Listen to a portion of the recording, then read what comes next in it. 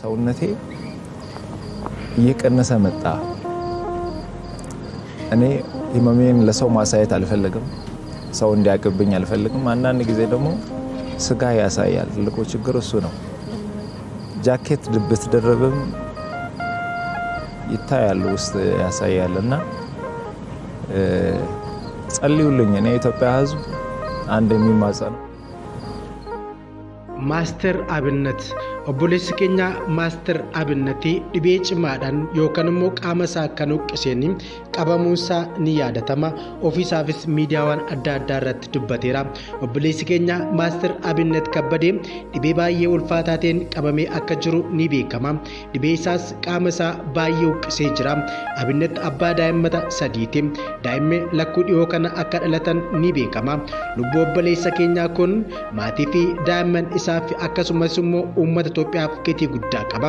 Namni kun namummaa nama hundaa bira dhaabbataa turedha. Guyyaa muraasa booddee yaaliif gara biyya alaa akka deemu dubbateera. Hakimoonnis atattamaan deemee akka yaalamu akeekkachiisaniiru. Nuti amantaaf afaan beeknuu fi rabbiin haa kadhannuuf. Kana malees yaalii isaaf deeggarsi waan barbaachisuuf waamicha dhiyaatee jira. Gama GoFundMe yookaan gurshaa page irratti maxxanfamee waan jiruuf waan qabnuun deeggaruun dhaamsa gooti.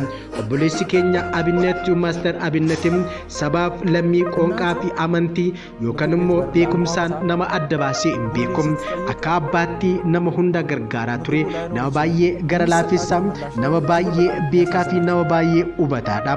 Kanaaf uummanni Itoophiyaa nama kana dhabuu waan hin qabneef gargaarsa waan barbaachisu bukkee haa dhaabbannuun ergaa kooti.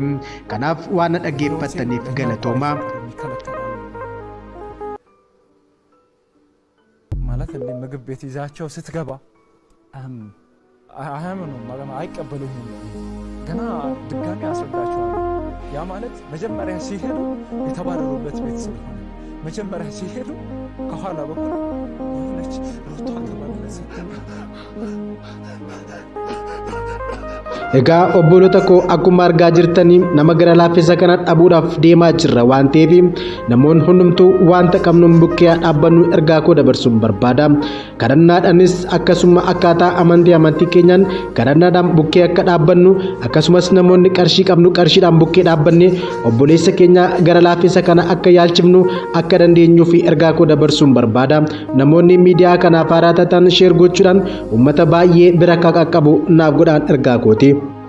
ጸጋን ፍቅር በተሞላው ጽናት የታደልከው አንተ ያገር ወጋግራ ሀገር ህዝቤን ባዩ በወጀብ መካከል ሰንደቅን ተካዩ ፈተናም ማይፈታ ስቃይ የማይረታ ከኔነት የወጣ ስለሌሎች ብለ Eessartaree uummata koo uummata Itoophiyaa uummata gaafa roorroo uummata gaafa rakkinaa uummata gaafa dhiphinaa akka wal bukkee dhaabbattu har'a eessa jirtaree obboleessa keenya Maaster Abinatiin bukkee akka dhaabbannu obboleessi keenya Maaster Abinat iddoo kamittuu saba kamiifiyyuu kan dhaabbataa ture bakka dhiphinaa bakka rakkinaatti bakka eenyuyyuu nama qaqqabnetti kan nama bukkee dhaabbataa turedha.